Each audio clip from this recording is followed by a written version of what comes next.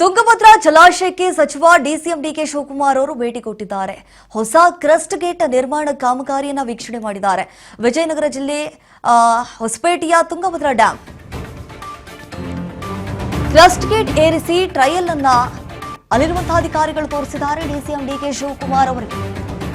ಯಾಕಂತಂದ್ರೆ 2024 ಅಕ್ಟೋಬರ್ ಸಂದರ್ಭದಲ್ಲಿ ಡ್ಯಾಂನ ಗೇಟ್ ಏನಿತ್ತು ಬಹುತೇಕವಾಗಿ ಕಿತ್ತು ಹೋಗ್ಬಿಟ್ಟಿತ್ತು.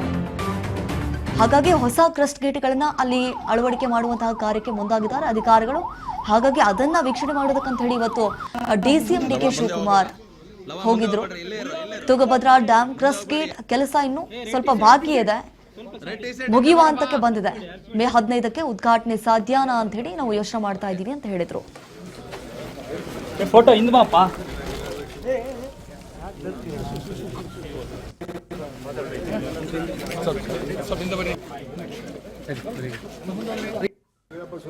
ಸ್ವಲ್ಪ